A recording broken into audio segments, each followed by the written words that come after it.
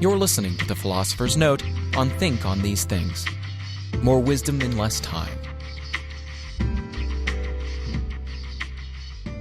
Hi, this is Brian. Welcome to The Philosopher's Notes on Think on These Things by Jiddu Krishnamurti. Start with a quote. As long as you are afraid of anyone or anything, there can be no happiness. There can be no happiness as long as you are afraid of your parents, your teachers, afraid of not passing examinations, afraid of not making progress, of not getting nearer to the master, nearer to truth, or of not being approved of, patted on the back. But if you are really not afraid of anything, then you will find, when you wake up of a morning, or when you are walking alone, that suddenly a strange thing happens. Uninvited, unsolicited, unlooked for, that which may be called love, truth, happiness, is suddenly there. End quote. That's Krishnamurti from Think on These Things. The content of Think on These Things was originally presented in the form of talks to students, teachers, and parents in India, and covers everything from culture, religion, politics, education, and tradition. Krishnamurti isn't the kind of guy who always gives you the warm and fuzzies, but he does make you think and fires you up to break out of our conditioned sleep and rock it. And he obviously had a very big brain. With that, let's begin our exploration of a handful of my favorite Krishnamurti gems. Start with the first big idea. To go far, you must begin near. Quote, to go far, you must begin near, and the nearest step is the most important one. End quote. That's genius. To go far, you must begin near, and the nearest step is the most important one. Too often when we explore ideas or imagine our ideal lives, we get stuck on the far, and we forget the near. The fact is, to go far, we must begin with the near, and there's no question the nearest step is the most important one. This is the essence of effective living, and we talk about it in different ways in various notes, most specifically in The Power of TED, where we discuss what the author David Emerald calls dynamic tension that exists between your ideal and your current reality. He compares it to a rubber band stretched between two fingers. If we want to reduce that tension without collapsing our ideal, we must accept where we are and then take the next step, again and again and again. So, are you getting lost in the clouds with your ideal? No sweat. As Thoreau says, if you have built castles in the air, your work need not be lost. That is where they should be. Now put the foundations under them. So what's your next step? It's the most important. To go far, we must begin with the near. The next big idea, hobgoblins behind walls. Quote, a mind which says, I have taken a vow to be something, and I am going to be that for the rest of my life, is called consistent. But it is really a most stupid mind, because it has come to a conclusion, and it is living according to that conclusion. It is like a man building a wall around himself and letting life go by. End quote. I love that. And I think Krishnamurti and Emerson must have been separated at birth on this one.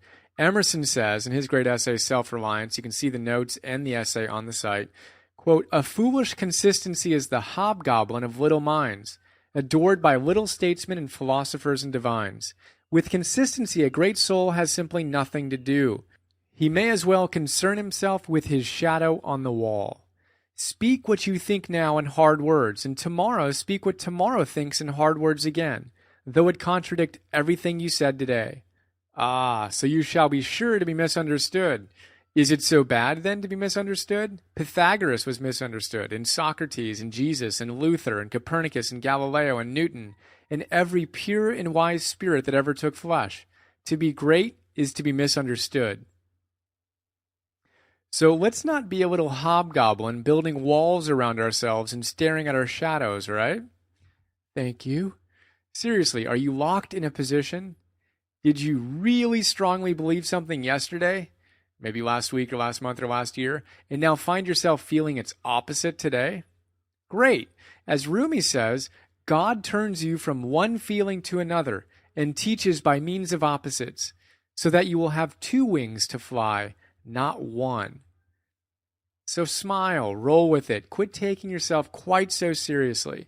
Be fluid, spontaneous, tear down the walls, express yourself, live. The next big idea is the key to love what you do.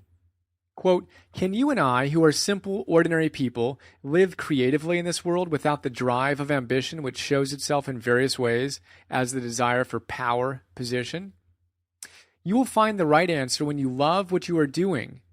If you are an engineer merely because you must earn a livelihood, or because your father or society expects it of you, that is another form of compulsion. And compulsion in any form creates a contradiction, a conflict. Whereas, if you really love to be an engineer or a scientist, or if you can plant a tree or paint a picture or write a poem, not to gain recognition, but just because you love to do it, then you will find that you never need to compete with another. I think this is the real key to love what you do, end quote. Loving what you do, not for the material rewards or power or because you have to, but because you love doing it. Psychologists would call this having an intrinsic motivation, a motivation that comes from within you. Contrasted, of course, by an extrinsic motivation, where you're compelled by forces outside yourself to do something. Your emotional well-being can be tied to your source of motivation. Where's yours come from? Do you love what you do? Or are you going compulsively through the motions because you feel you have to? If you do love what you do, yes! Go, baby, go. If you don't love what you do, ain't no thing.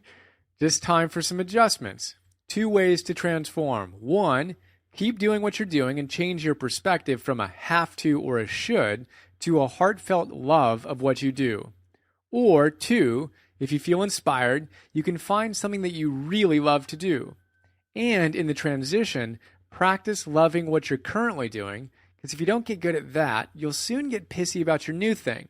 Because we're always dancing between that part of ourselves that gets all tied up in the external rewards and the part of ourselves that just loves the work itself.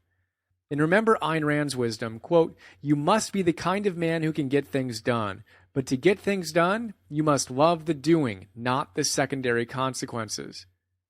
So back to Krishnamurti. He also says this, quote, real life is doing something which you love to do with your whole being, so that there is no inner contradiction.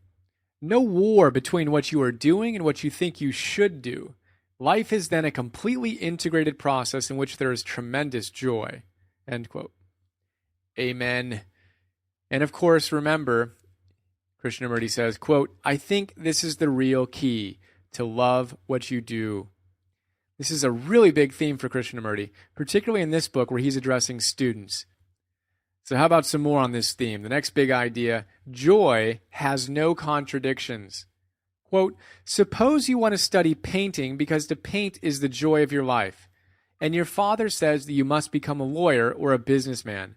Otherwise, he'll cut you off and not pay for your education. There is then a contradiction in you, is there not? Now, how are you going to remove that inner contradiction, to be free of the struggle and the pain of it?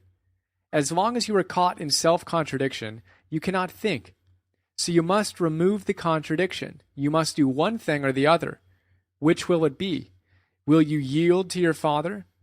If you do, it means that you have put away your joy. You have wed something you do not love. And will that resolve the contradiction? Whereas, if you withstand your father, if you say, sorry, I don't care if I have to beg, starve, I am going to paint, then there is no contradiction. Then being and doing are simultaneous. Because you know what you want to do, and you do it with your whole heart. But if you become a lawyer or a businessman while inside you are burning to be a painter, then for the rest of your life you will be a dull, weary human being living in torment, in frustration, in misery, being destroyed and destroying others. End quote. Well, that's pretty strong. We're always faced with the choice. Acquiesce to the demands of our society, whether that's our father or our spouse or our colleagues, or follow our deepest wisdom. One path leads to living in torment, in frustration, in misery, being destroyed and destroying others, according to Krishnamurti. The other path leads, quite simply, to joy. We talk about this a lot, and that's deliberate. It's impossible not to talk about this theme because all the great teachers point to the fact that we must honor our individual paths. Maslow says, what one can be, one must be. And he admonishes us, if you deliberately plan on being less than you are capable of being, he says, then I warn you that you'll be unhappy for the rest of your life. Gay Hendricks, in his great book, The Big Leap, says, quote, you know deep inside you that you will never be fully satisfied until you have anchored yourself in your zone of genius. To do less would be to hold back, and long ago you made a handshake deal with the universe that you wouldn't do that. The seductive comforts of success, though, can lull us into accepting the status quo. In that state of comfort, it's easy to forget the deal you made with the universe to use yourself fully. Carlos Castaneda tells us to follow the path with heart, and when asked how we figure out what that path with heart is, he tells us that we all know. Only few of us have the courage to live in integrity with it. Abraham Hicks tells us that our primary job is to seek joy, something we can only experience when we're honoring our deepest desires. How about you? Do you have a contradiction in your life? Are you out of integrity, living a life planned by someone else? What do you really want to do with your life? And do you want to be on your deathbed wishing you went for it? As my friend and mentor Gay Hendricks once told me, he's never met anyone who, on their deathbed, said, I wish I had been more reasonable. How about you? Now a good time to go for it? Get to the next big idea, the roots of a problem. Quote, your mind is like rich soil, and if given sufficient time, any problem that comes along takes root like a weed, and then you have the trouble of pulling it out.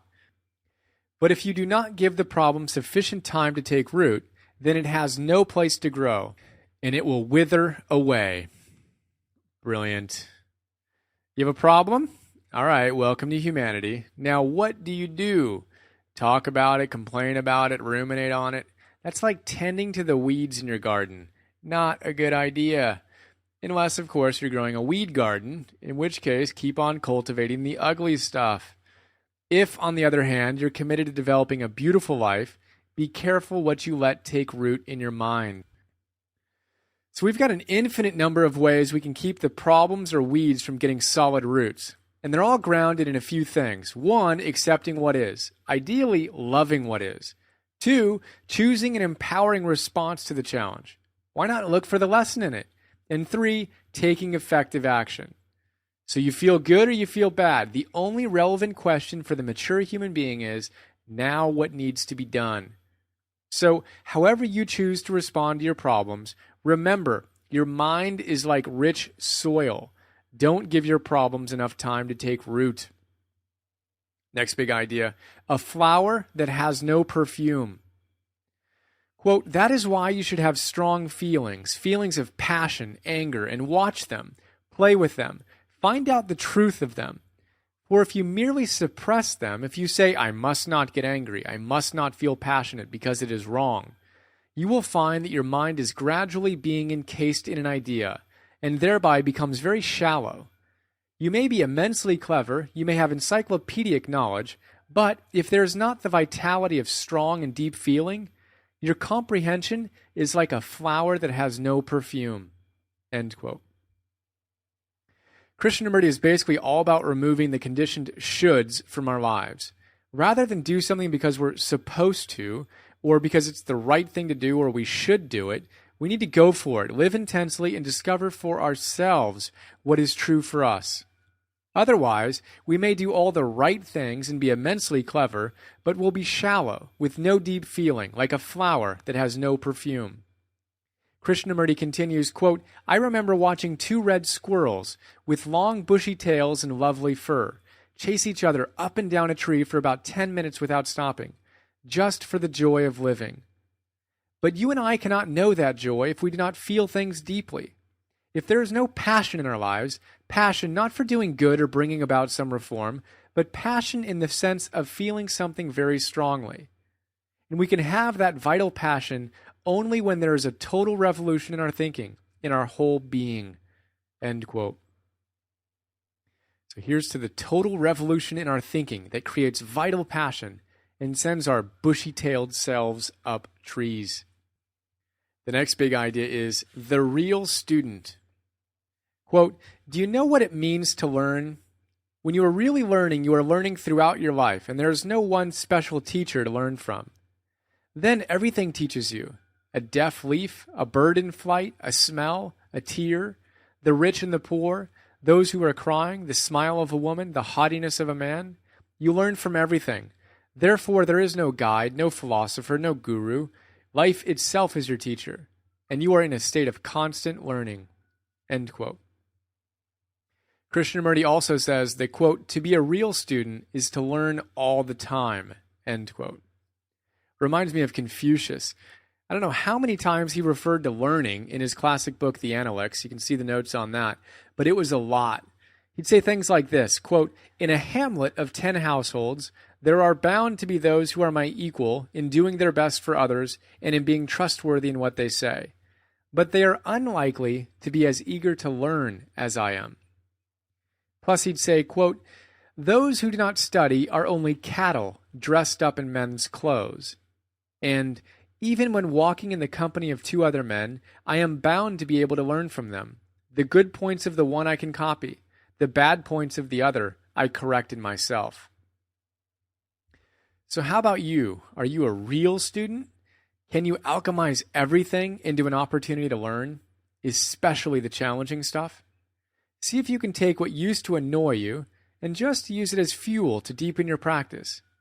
As Marcus Aurelius says, and you can see the notes on Meditations, quote, so here's a rule to remember in future. When anything tempts you to feel bitter, not this is a misfortune, but to bear this worthily is a good fortune. End quote. Life is our classroom. Let's get our wisdom on, yo. And leads to the next big idea. We've got two more. Get clear and watch things happen. Quote, sir, life is very strange. The moment you are very clear about what you want to do, things happen. Life comes to your aid. A friend, a relation, a teacher, a grandmother, somebody helps you. But if you are afraid to try because your father may turn you out, then you are lost. Life never comes to the aid of those who merely yield to some demand out of fear. But if you say, this is what I really want to do, and I am going to pursue it, then you will find that something miraculous takes place. You may have to go hungry, struggle to get through, but you will be a worthwhile human being, not a mere copy. And that is the miracle of it. End quote. Joseph Campbell, who actually met Krishnamurti on a boat from the States to Europe when both were young men, said the same thing. He called it being helped by hidden hands. You can see the notes on the power of myth for more. And this is from an interview. So Bill Moyers, the interviewer, says this to Joseph Campbell. He says, do you ever have this sense when you are following your bliss, as I have at moments, of being helped by hidden hands? Campbell says, all the time. It's miraculous. I even have a superstition that has grown on me as a result of invisible hands coming all the time. Namely, that if you do follow your bliss, you put yourself on a kind of track that has been there all the while waiting for you. And the life that you ought to be living is the one you are living.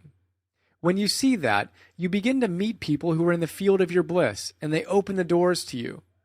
I say, follow your bliss and don't be afraid, and doors will open where you didn't know they were going to be. End quote. W.H. Murray, the explorer, recognized the same phenomena and captured it so eloquently in this passage that I've shared a few times in other notes. He says, quote, until one is committed, there is hesitancy, the chance to draw back, always ineffectiveness concerning all acts of initiative and creation. There is one elementary truth, the ignorance of which kills countless ideas and splendid plans, that the moment one definitely commits oneself, then providence moves too. All sorts of things occur to help one that would never otherwise have occurred. A whole stream of events issues from the decision, raising in one's favor all manner of unforeseen events, meetings, and material assistance which no one could have dreamed would have come their way. I have learned a deep respect for one of Goethe's couplets. Whatever you can do or dream you can, begin it. Boldness has genius, power, and magic in it. Begin it now. End quote. So, what are you waiting for? The universe is ready if you are. Let go of the fear and go for it. Be you, get intense, experience the miracle of life. That leads us to the final big idea. Let's go infinitely far. Quote, if you can look at yourself without condemning what you see, without comparing yourself with somebody else, without wishing to be more beautiful or more virtuous, or you can just observe what you are and move with it, then you will find that it is possible to go infinitely far. Then there is no end to the journey, and that is the mystery, the beauty of it. End quote. Well, we started our journey in this note to the far from the near. Now we discover that it is possible to go infinitely far. Here's to just observing what we are and moving with it, being danced by the rhythm of life, and experiencing the divine, vital passion that springs from within. That is a quick look at Krishnamurti's Think on These Things. I'm going to share some notes you might enjoy, then some quotes from the side. If you liked this note, you'll probably like the notes on Abraham Maslow, the power of myth, meditations, the fountainhead, constructive living, and the 7 spiritual laws of success. Now some quotes. These are all from Krishnamurti. He says, Sir, anything truly revolutionary is created by a few who see what is true and are willing to live according to that truth. But to discover what is true demands freedom from tradition, which means freedom from all fears. The real student is studying, learning, inquiring, exploring, not just until he is 20 or 25, but throughout life. In this country, unfortunately, as all over the world, we care so little. We have no deep feeling about anything. But the very urge to get rid of desire is still part of desire, is it not? But freedom is really a state of mind in which there is no fear or compulsion, no urge to be secure. There can be no freedom as long as you are merely trying to become somebody or imitate a noble example. Not knowing what you really want to do, your mind falls into a routine in which there is only boredom, decay, and death. That is why it is very important to find out while you are young what it is you really love to do. And this is the only way to create a new society.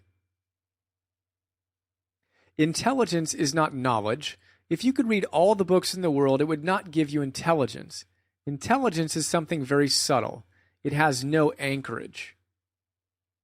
An intelligent mind is an inquiring mind, a mind that is watching, learning, studying. Well, there you go. We have thought on these things, explored a few of the big ideas from Krishnamurti. If you liked it, check him out. Fascinating guy. And here's to doing what we love and experiencing the joy of full presence. Have an awesome day.